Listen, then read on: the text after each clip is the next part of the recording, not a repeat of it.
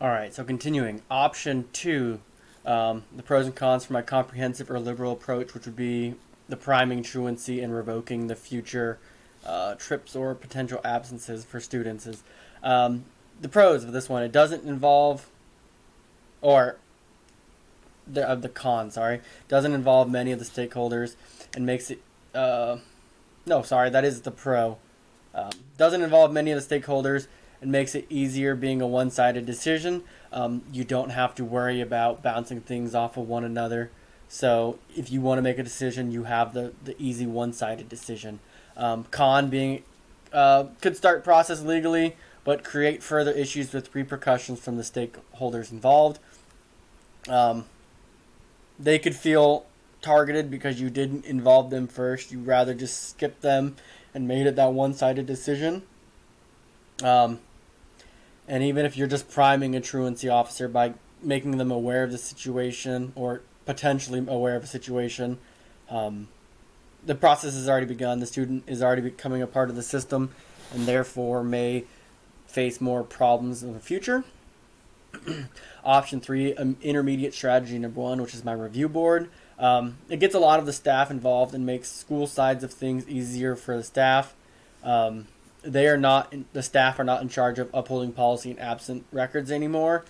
They still need to keep note of them, but they are not the ones actively reviewing and going through all of it. The con of it does not address the issue with stakeholders that are creating the problem. Therefore, they won't necessarily be aware of the problem until they are later on into the system. So therefore, it could be problematic to them. Option four is my intermediate strategy 2, which is my teacher training. Again, it gets staff involved and makes them aware of issues and proper procedures in the future, so they may know better how to handle it and take better actions in the future. The con of it does not address the issue with the stakeholders that are creating the problem. Again, if they are not aware of the problem, then they are potentially able to repeat it in the future. The great saying of history, or people who do not know history are doomed to repeat it. So if they are not aware of the problems, they very well could just do it again. Section number 8. What do I think is the best option here? The best option, in my opinion, moving forward, is that of the attendance review team or board. This allows the school to pick the members they deem most knowledgeable in the area to enforce the policy and sift through necessary information and paperwork. And even then, I think it can go a step further, and it can have an election to set up necessary members and can determine different sizings. So it's not, it's kind of in the same boat as the Supreme Court. They have an odd number, that way it never ends in a tie, and that the people feel involved in the fact that they got to pick. They can have times to meet with families or community members to present information if necessary. And then members can include the school staff, school board members, or impartial community members. Those are all kind of things that suit me. The reason I think this is the best option is that it promotes collaboration with numerous stakeholders in the situation, and also makes them aware of the different problems and gives them the out to talk to people. It lets them know what is happening and why it's happening. Section 9, implementation. First, I must meet with the superintendent to discuss setting up the review board.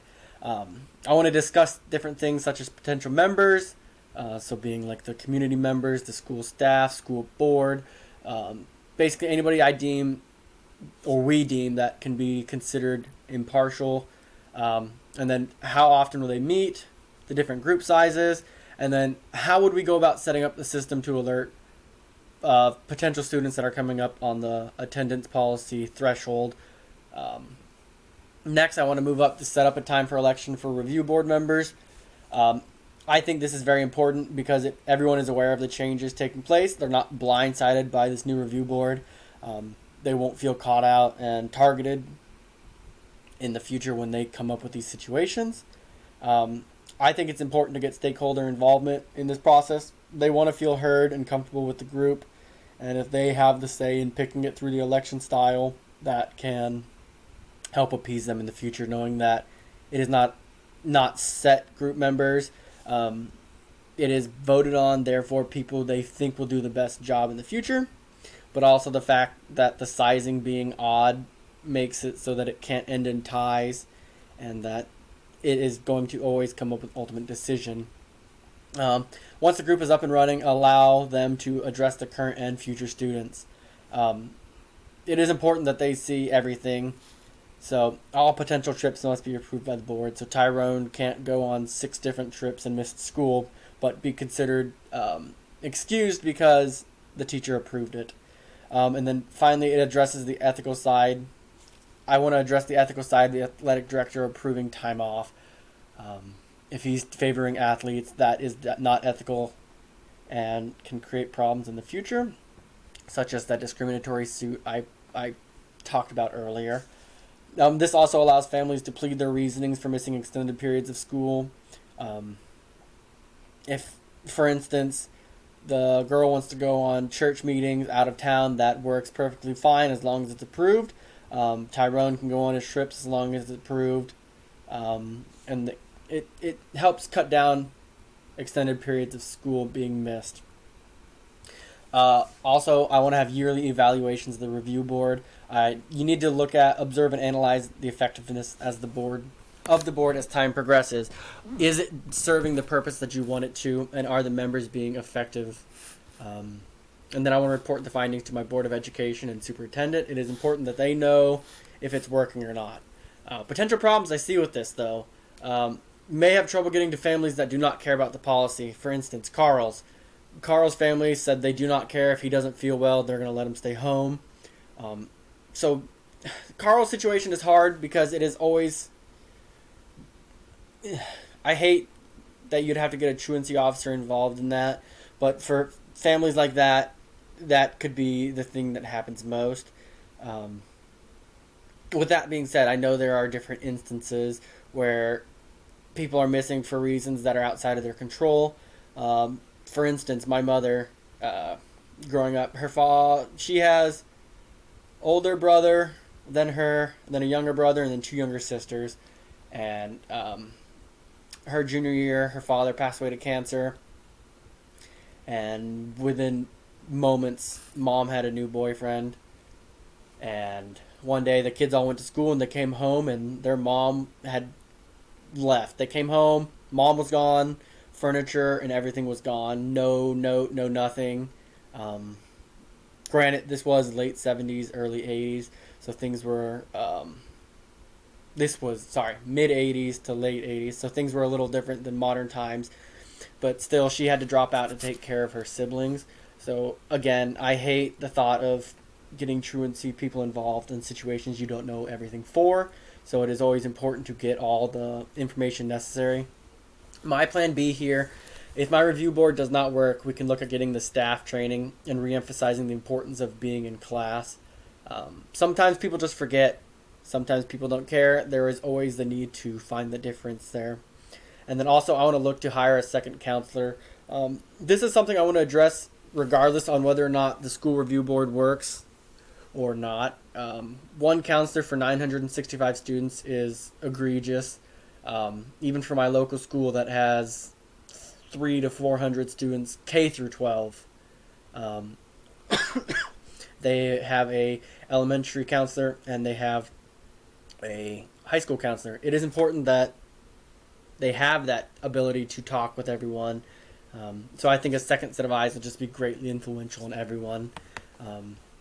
Not even just for attendance problems, even though I know that's the focus in this case, but having a second counselor can just be greatly beneficial to separating the caseload and stopping the burnout. That could be a great problem that the counselor's having and why they're not being as effective as they should. So Section 9, Program Standard Integration. How do I think this fits the standard correlation? This fits with Standard 6 because it allows me to review information and develop my own course of action. Absentee is a serious problem for schools. Sometimes it affects staff as well as students. Say the counselor is burnt out. They need to find a way to address that. They need to find a way to address all the students and how to fix them as well. And then how to also address staff members like the athletic director who are overstepping their bounds and giving students outs when they shouldn't. Relevance. This assignment is relevant to the course and the current learning because it allows me to use the information I've learned about data and apply it to the case about student absenteeism and create a plan of action to follow. It allows me to take why data is important and how to look at it and apply it to the case study on why students are missing school. And then finally, the reflection. I think this will be important for me as a teacher in the future. I have said in the past I'm not currently in a classroom, but come August I will be doing my student teaching. I've missed out on previous opportunities because of COVID and everything going online, and the fact that I have a different undergrad degree than education. There are so many different stakeholders involved in these actions and decisions that must be taken into consideration. And it will help me because I want to be able to recognize the stakeholders involved in any scenario as I move into the school system. Not even necessarily here at my local school that I'm looking to do my student teaching, but just anywhere, out and about. Different stakeholders are important. Potential problems, potential legal issues or ethical issues. All this is relevant, and these assignments can help me reflect on that in the future. So that is all I have for the case study. Thank you.